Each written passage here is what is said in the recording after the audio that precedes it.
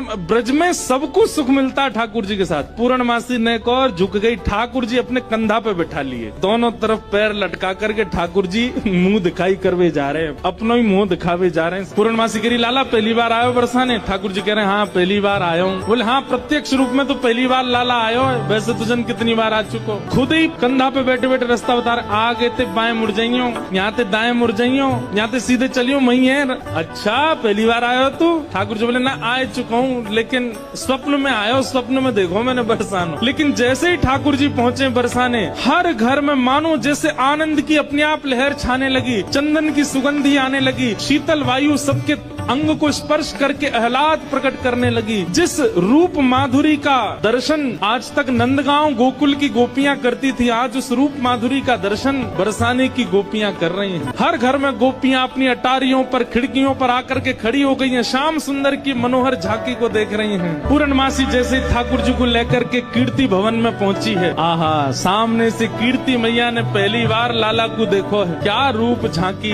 क्या ठाकुर जी के सुंदर नेत्र, क्या ठाकुर जी की छवि।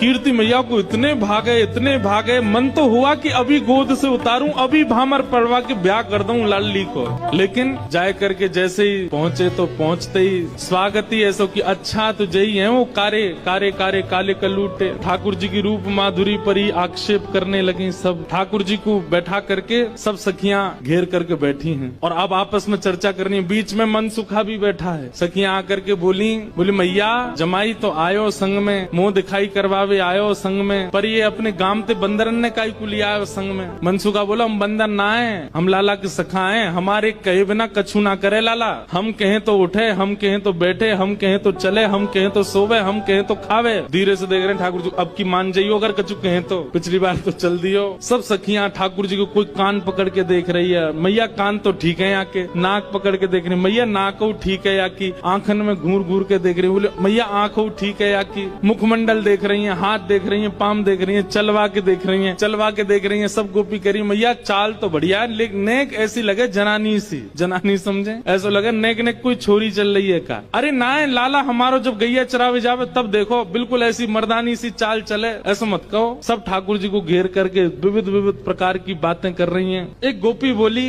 लाला तुम बाकी सब चीजन में तो ठीक हो,